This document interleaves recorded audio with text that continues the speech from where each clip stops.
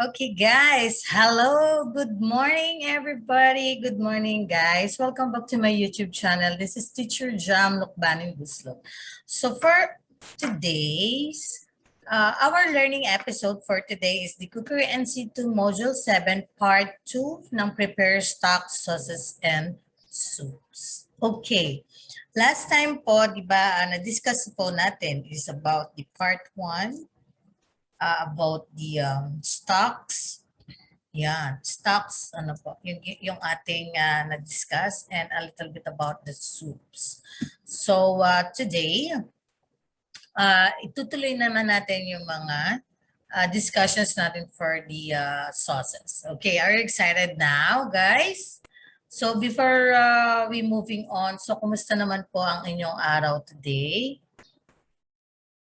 Nasa mabuting kalagayan. That's great. I hope you're doing well and fine po. Kayong mga subscribers, followers, and yung mga nanonood po sa akin. Bago po ako mag-proceed sa aking discussion, I would like to thank sa lahat po na nag-subscribe, lalo na po yung mga teachers from DepEd at saka po yung mga from the private school. Marami pong salamat sa inyong pagtangkilik. At yung iba naman po ay tinatag pa yung kanilang mga co-teachers para po ma-share yung ating mga discussions sa mga kanilang students. So maraming pong salamat sa inyo. At sana po ay kahit papaano ako po ay nakakatulong sa ganitong bagay o sa ganitong kaliit na bagay. At least po ay naiibsan ang ating mga kalooban kasi alam po natin na tayo mga teachers ay medyo madaming gawain sa ating paaralan. But I know naman na kayang-kaya po natin gampanan at gawin ang lahat ng iniatang sa atin. Di po ba? So, without further ado po, tayo po ay magsimula na. Okay, so our learning outcome po. So, is the prepare sauces required for menu item. So, tayo po ay nasa learning outcome number 3. So, last time po, learning outcome 1, perform the mise en place. And also the learning outcome number 2 is the familiarization about the kitchen tools and equipments and the different kinds of the stocks. So for today po, we are about to prepare the sauces required for the menu item. So at this module po, tayo po ay dapat ma-familiarize po natin yung mga kinds of sauces. Ano po ba yung mga sauces dito? At ano po yung mga gagamitin natin mga ingredients for our future cooking. So, ano nga ba ang sauces? May idea na ba kayo guys kapag sinabing sauces? Anong example ninyo pag sinabing sauces? Anong example? Yes, tama ka. Great. So, example natin, meron tayong gravy sauce. Ayan, para halimbawa gusto nyo chicken, tapos gravy ang gusto nyong ilagay. Ayan, that's great. Maganda yan. Ano pa? Yan, may mga white sauces para kunyari gusto mo ay gusto mo yung halimbawa mag-grilled ka o fried ka ng fish tapos nilagyan mo ng white sauce. Yan, ang sarap nun. Diba? Yan. Yung mga sauce ng steaks. Yan, ang sarap ano. So, pagpasensyahan nyo na ganun talaga nakakagutom ang ating aralin. Pero mamaya, mas gugutumin ko pa kayo dahil marami tayong pag-aaralan about the different kinds of sauces. Well, anyway, sauces is one of the important component of a dish is the sauce. Sauces serve a particular function in the composition of a dish. These enhance the taste of the food to be served as well as add moisture or succulence to the food that are cooked dry. Sauces also enhance the appearance of a dish by adding luster and sheen. A sauce that includes a flavor complementary to brings out the flavor of that food. It defines and enriches the overall taste and its textures. And sauce is a fluid dressing for poultry, meat, fish, dessert, and other culinary products. Sauce is a flavorful liquid and usually thickened that is used to season, flavored, and enhance other foods that it adds moistness, flavor, richness, and appearance, color, and shine, and the appeal. Yan po yung meaning of the sauce. Let us now go on to the basic sauces for meat, vegetables, and fish. White sauce. So have you seen the white sauce? Yes, that's great. It is a basic ingredients with milk, which is thickened with the flour, enriched with butter. From the part one, I have told you about the how are you going to prepare the white sauce, right? Do you remember that? Alala nyo? Good. Ang ingredients ng pagpe-prepare ng white sauce is the milk, the flour, and the butter. Yeah. So first is you have to have your pan. Pag nag-heat na siya, then put the butter and the flour and put some milk. And then halo lang ng halo until mag-mix together yung flour mo, yung butter, and the milk. And once it is combine na at thicken na siya, so that is your white sauce na. Pwede mo na siyang i-pour kung anong dish meron ka, kung meat, fish, or vegetable, poultry, kahit ano po. Velouté sauce. So, ang velouté sauce, it is a cheap ingredients are veal, the chicken, fish broth, thickened with blonde roux. Yan, blonde roux. So, ang tawag natin is a velouté sauce. So, we have also the hollandaise sauce. So, it is rich, emulsified sauce made from butter, egg yolks, lemon juice, and cayenne. Okay, how are we going to do or make a hollandaise sauce? Ito yung na-discuss ko from the part 1 na you have to have the double boiler. But if you do not have a double boiler, just put a saucepan. Tapos po, sa saucepan, lagyan nyo po ito ng water. Pag nag-simmer na siya, sa ibabaw ng iyong pan, lagyan nyo po ng mixing bowl, and then dun nyo po lulutuin sa ibabaw o sa loob ng mixing bowl. So, dapat hindi siya lalapat doon sa pinakailalim ng iyong pan. So, yung pong usok na manggagaling doon sa iyong pan, yun po yung magsaserve as the heat para siyang ini-steam. So, ganun po natin niluluto ang hollandaise sauce. So, ano-ano daw siya? So, may butter, the egg yolks, lemon juice, a bit of lemon juice, and a cayenne. Okay, so that is our hollandaise sauce. What is the picture of these sauces? So, ito po yung pictures natin for the white sauce. And this one is the velouté sauce. Ayan, yun po yung velouté sauce natin. It's a blonde roux. Blonde roux. This one is a white sauce. Ito po naman yung hollandaise sauce natin na niluto natin from the with the ingredients of egg, the butter, the cayenne, and the lemon juice. So, ganyan po dapat yung texture niya. So, a little thickened siya. Yan, di ba? Very nice. And number 4 is emulsion. It is a fat in milk consists of liquid dispersed with or without an emulsifier in another liquid that usually would not mixed together. We have also the brown sauce or the espagnole.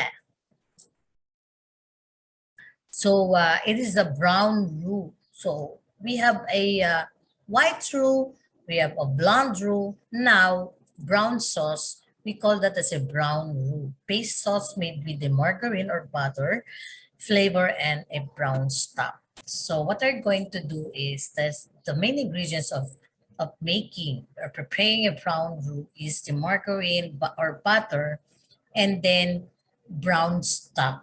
So ito po, paano po ba magkaroon ng brown stock? So yung brown stock po, kapag yung veal or meat or any kind of na inoven nyo, so yun yung buto ng pinag-oven nyo, yun yung gagawin nyo, o ilalaga nyo at magiging na siyang brown sauce. Yes. Stock, sorry. It's brown stock. Then pag niluto mo siya, or you want to make it a brown sauce, so brown stock ang gagamitin mo para maging brown sauce. Okay. So tomato, it is made from stock like a ham or pork and tomato products seasoned with spices and herbs. Ito po yung mga pictures ng ating sauces. So as you could see, okay, baba muna natin yung ating yan. So ito po yung emulsion. So it's like an yellow, light yellow. Then we have the brown sauce here from your right side on your screen. Ano pa? So we have the brown sauce Espanol or Espanyol. And we have the tomato or tomato sauce. So ganyan lang po kasi. And we have the variation of sauces. And what are those variation of sauces? So we have the hot sauces and the cold sauces.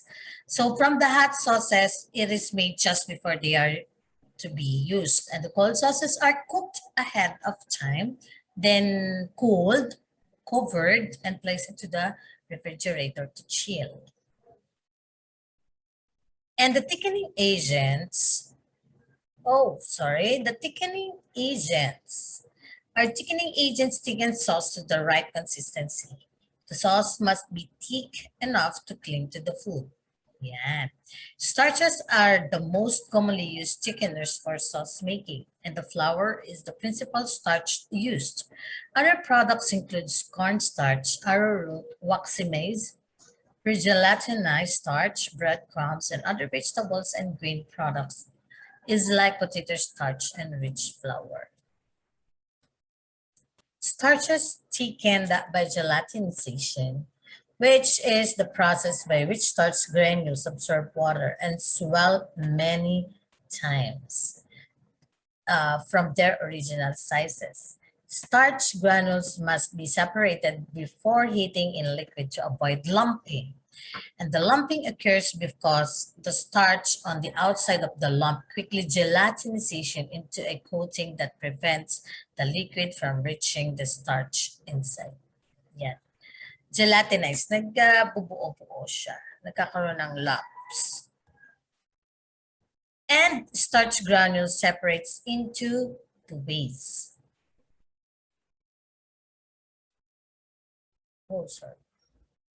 So we have the mixing the starch with the fat. Ang example po natin is roux.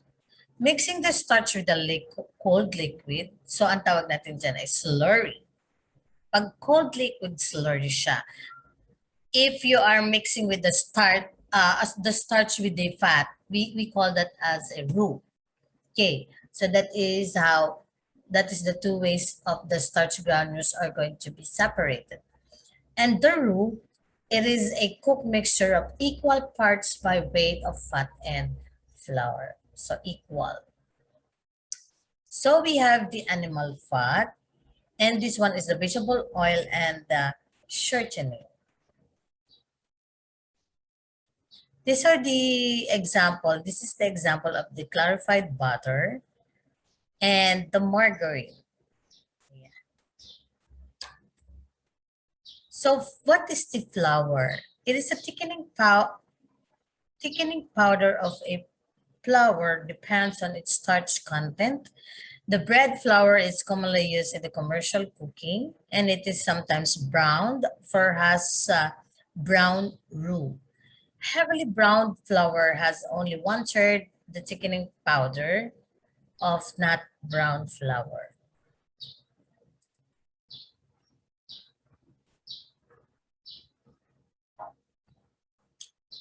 Okay, so What is a roux? Roux must be cooked so that the sauce does not have a raw, starchy flour taste. The kinds of roux differ from how much they are cooked. So white roux, cook just enough to cook the raw taste of flour used for bechamel and other white sauces-based milk. So yan po yung white roux natin. So ang base niya is milk. So that's why we call that a white roux and used for bechamel. Blonde roux. Blonde roux cook a little longer to a slightly darker color and used to develop taste. And the brown roux cook to a light brown color and a nutty aroma. And the flour may be browned before adding to the fat. And it contributes flavor and color to the brown sauces. So we have an example for the blonde and white roux. So and the brown roux. So this one is the white roux, blonde roux, and the brown roux. So kumbaga light, medium light, lighter, and then dark. What are the common problems in sauce? So discarding, oiling off, poor texture, synersis or whipping, oil streaking. So these are the sometimes the common problems in preparing and making its sauces. So methods of preparing sauces. So we have the sauces blanches, so the white sauce. Ito po yung ating mga measuring and the purpose. We have the purpose butter flour liquid. So pag liquid po, we have to use the milk stocks or cream. Yung flour po natin, so yan, and then the butter. So margarine or butter is fine, clarified man or hindi, it's okay.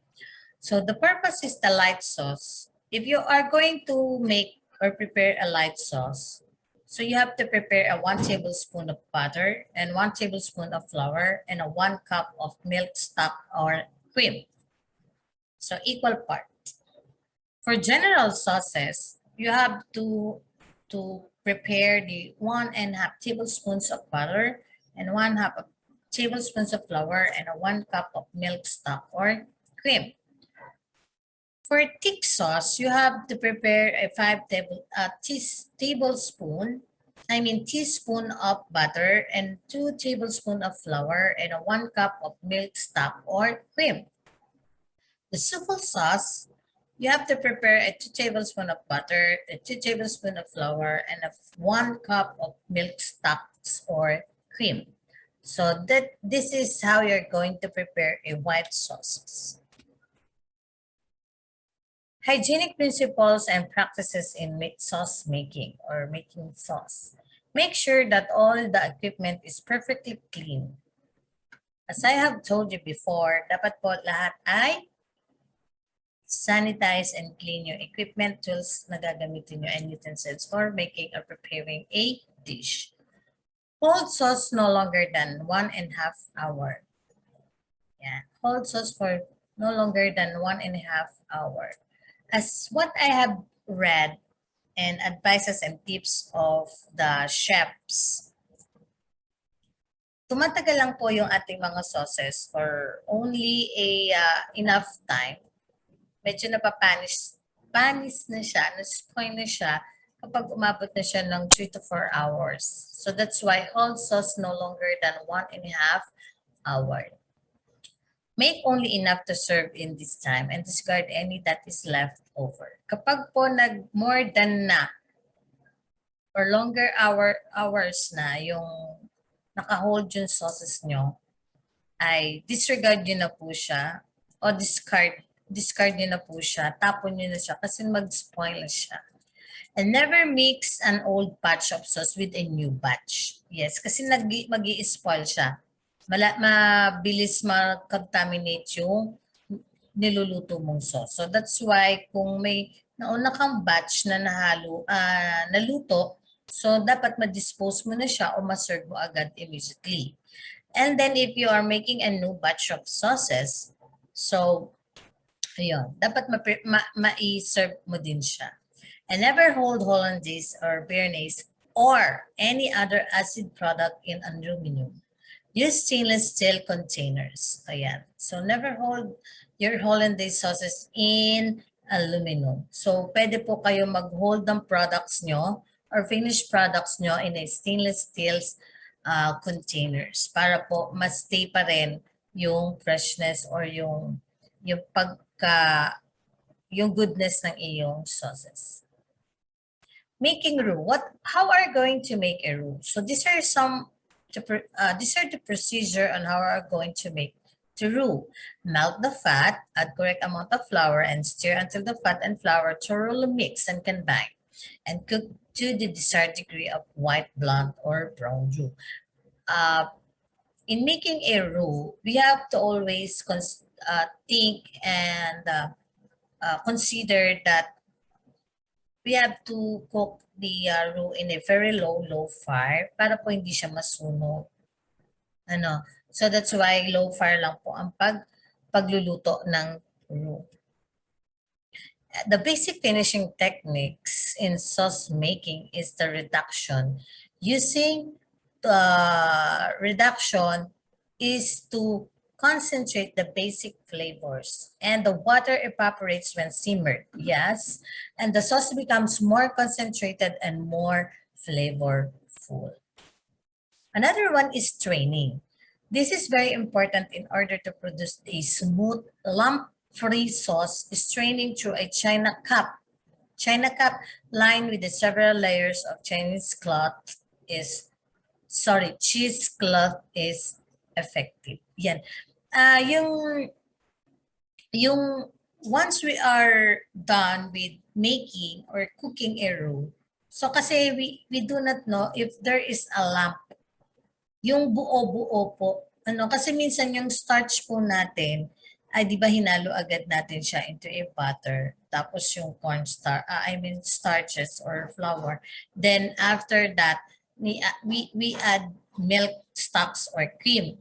So we are not very sure kung yung ating mga starches or flour ay nag-solve. So that's why we have to strain para po masala natin yung mga buo-buo o lumps. Another one is using reduction is to adjust the textures. The sauce may be simmered until it reaches the desired thickness, and the stock or other liquid may be added to thicken sauce to thin it out. Then simmer to reduce to the right consistency. Using reduction to add new flavors, glazes or reduced stocks are added to sauces to give flavor. Another one is deglazing.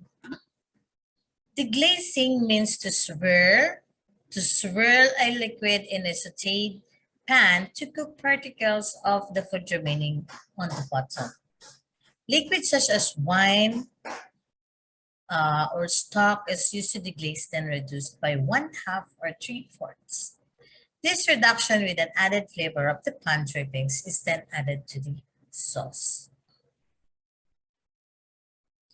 Enriching with butter and cream. So the Laysan mixture of egg yolks and cream added to sauce to give extra sweetness and extra richness and smoothness. So we have the heavy cream. This is to give and add the flavor and richness to the sauce. Nagiging rich po yung sauce once we add the heavy cream. Butter. So adding butter, soften the butter to hot sauce and swirl until it melts. And then, And then after that, we have to serve that immediately to prevent the separation of butter. Kasi once na nag-cold na siya, or nagwa-warm na siya, nag-separate po yung butter. Yes. And the butter gives extra shine and smoothness to the sauce. Yan po talaga yung role ni butter. Nagigib siya ng shine and smoothness to the sauces. Even in the baking or yung o kaya paggawa ng ganache. they add some butter para po mag-shine siya. Yan, para maka-drop. Seasoning. Ayan. So, adding seasoning adds and develop a flavor like the salt, lemon juice, cayenne, white pepper, and sherry Madeira. So, yan po yung mga seasoning natin. Pan gravy. So, how are you going to make cook the pan gravy? So, this is the example of our gravy. And the recipe is 1/4 cups dripping from a roast chicken, 2.5 tablespoons all-purpose flour, and 2 cups cold chicken stock or more if needed. Salt and ground black pepper to taste. So this is the procedures. And we have the bechamel sauce. So ganito po yung kalalabasan ng ating bechamel. So if you are making or doing or cooking a cordon bleu, pwede po siyang bechamel sauce ang inyong ilagay. So you have to prepare the 2 cups of milk, the 4 tablespoons of butter, margarine, and 1/3 cup of all-purpose flour, the salt or iodized salt. The kosher is a brand. Any kind of salt is fine. Ground white pepper. Yan po. Yan po yung ilalagay nyo sa bechamel sauce. Reason why white pepper, kasi po yung bechamel sauce is a white sauce. So kapag nilagay po natin yung black pepper, so may something, kumbaga parang may something. So that's why we have to use the white pepper para po invisible siya. Kasi kapag yung black pepper, medyo visible siya dun sa bechamel sauce natin. So makakaagaw siya ng pansin. So baka akalain siya ay something. So this is the procedure. And if you want to try the bechamel sauce, you may use this recipe or you may search at the Google search bar, or you may watch the YouTube channel, links or channels. Marami po dyan. And this is the hollandaise sauce po. So if you want to prepare a hollandaise sauce, you have to prepare the 10 tablespoon unsalted butter. If using a salted butter, you have to skip the salt kasi po yung salted butter ay may added sauce na siya. So double yung alat niya. So if you use the salted butter, skip nyo po yung salt. Then you have to add the 3 egg yolks. Yan. And 1 tablespoon of lemon juice and 1/2 teaspoon salt if you are using an unsalted butter. And then 1/8 teaspoon cayenne, optional. Pwedeng gumamit, pwede pong hindi. So this is the procedure on how are you going to make the hollandaise sauce. So let us now move to learning outcome number 4, which is how we're going to store, reconstitute the stocks, sauces, and soups. So, paano ba tayo mag-store ng stock, sauces, and soups? So, stock is clear, flavored liquid that freezes well.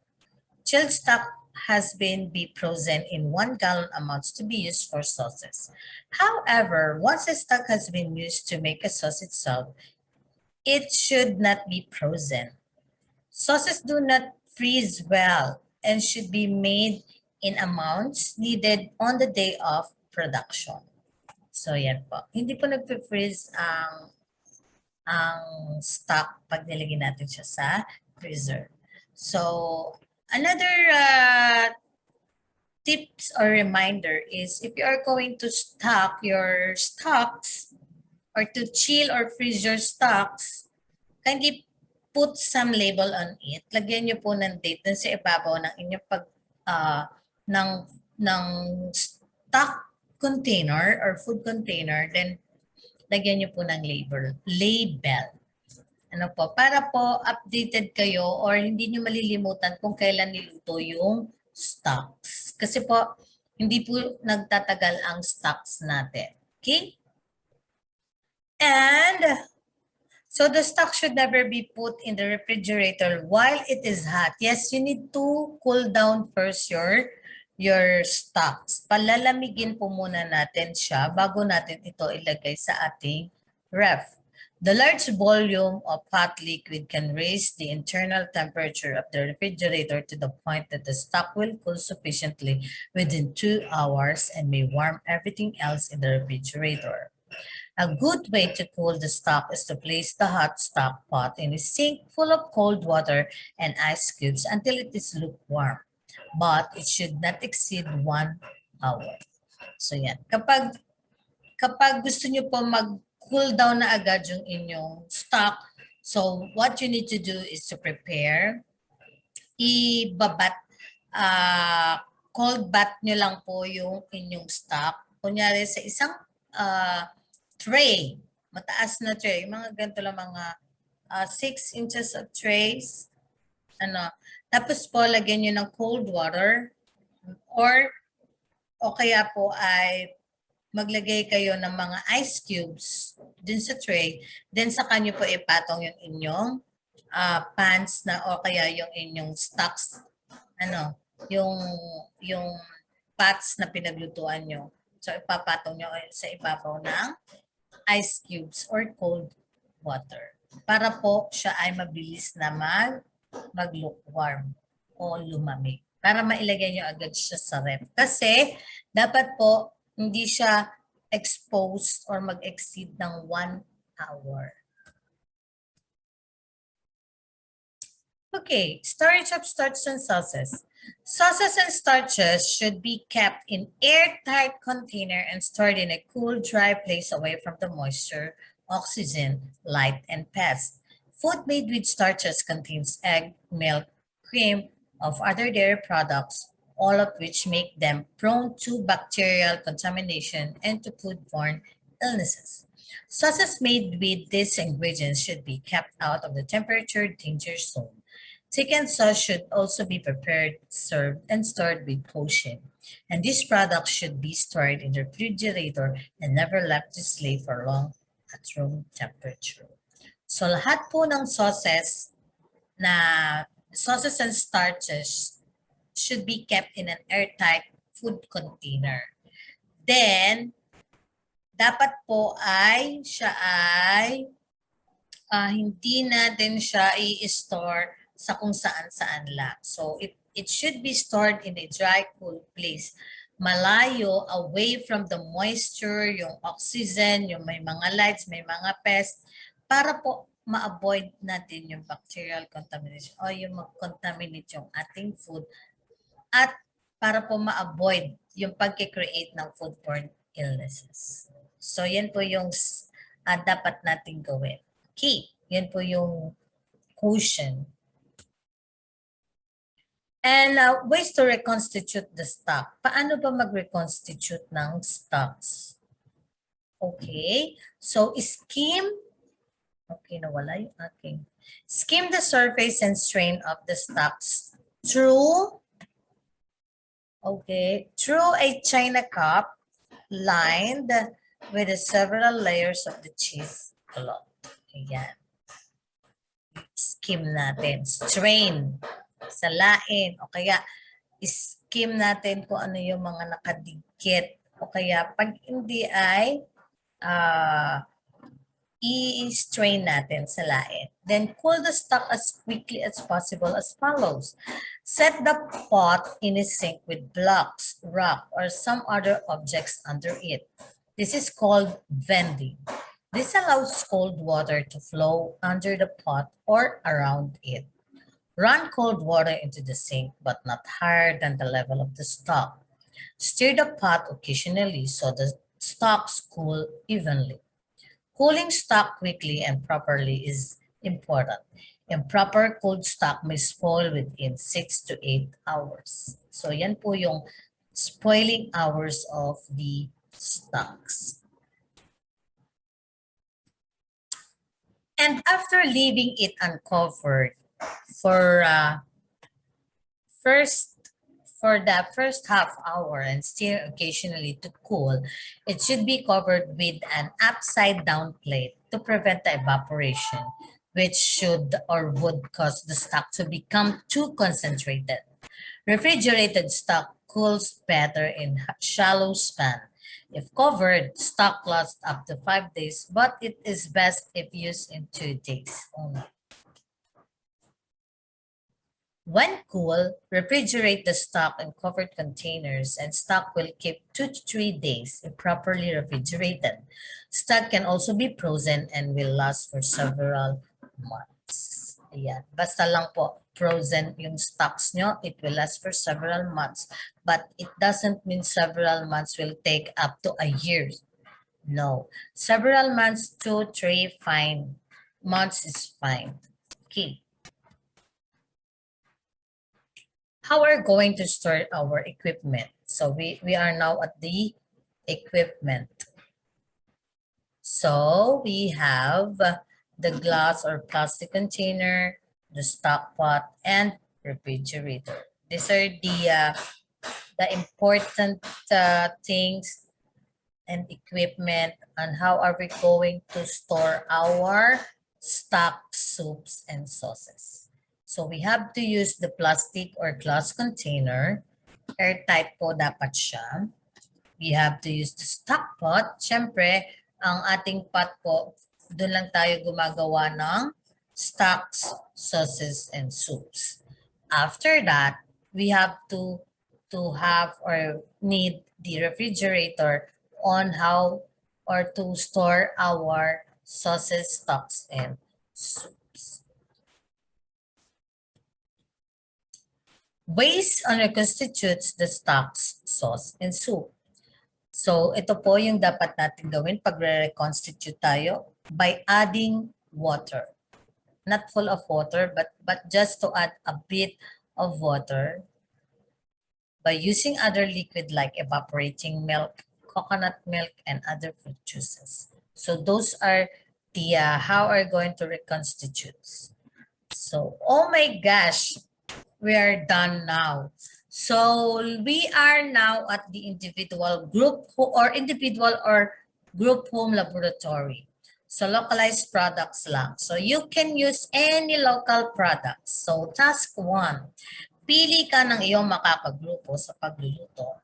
4 hanggang 5 na miyembro lang bawat grupo. Pumili ng isang leader sa inyong grupo at magkaroon ng 4 na miyembro, 5 sa bawat grupo. Or kung ikaw naman ay nasa malayong lugar at hindi ka makakapuntang dun sa iyong kagrupo, pwede ka pong mag-solo. At kung ito naman ay kaya at kaya ng budget at kayang lutuin with the help of your parents or your guardians, ay okay lamang po. So here are the list of examples of stock sauces and soup sauce, stocks and soups dishes. Pipili po kayo dito sa ibaba ng isang gusto mong lutuin na dishes. Okay guys, but remember na nakay-teacher pa rin po kung ano ang gusto niyang ipagawa sa inyo or kung ito na rin ang gagawin ninyo, ay okay din lang po. So prepare, present, and cook stocks, soups, dishes according to your choices. Choose only one in any of the following dishes.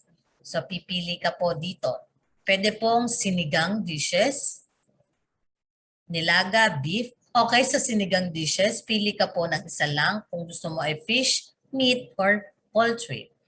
Kapag nilagang beef, cara beef naman, or pork dishes, pwede po iyon. Nilagang cara beef, nilagang pork. O kaya po ay vegetable soup. So, yan po yung gagawin nyo. So, ibig sabihin po, sa dish na ito, nakagawa na kayo ng stock. Ano po? May stocks na kayo, soup pa. So, yan po. What you're going to do is just only a clear stocks or clear soup. Task 2.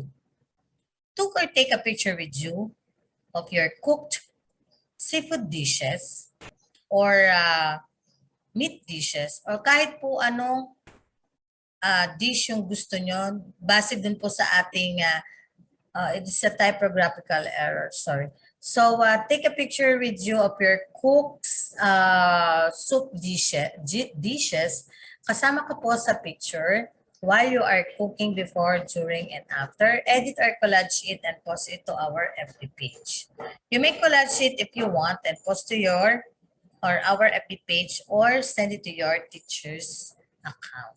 Ayan. Okay. Sorry for the typographical error. Ito po ay soup and stock dishes. Okay. So we are done now, guys. So I hope you have learned something in our part 2 of the prepare, present, the stock, sauces, and soup. So see you soon, guys, for our another learning episode. Ano po, ang atin na pong didiscuss ay yung ano na ba ang kasunod? So tapos na tayo sa ating seafood vegetables. We are now done with the stock, sauces, and soup. So we are at the last part. I think we're going to make the finals, the meat, game poultry, yan. And game duck, yan. So last part na po ng ating learning episode. So I hope na mag-stay tuned pa rin po kayo. Please do not forget to subscribe, like, share my YouTube channel po para po maka-help tayo sa ating mga kaibigan ko, teachers, and yung ating pong mga bata. Okay guys, maraming pong salamat sa inyong panunood. Please keep safe, stay safe. Bye po. See you next time. Thank you.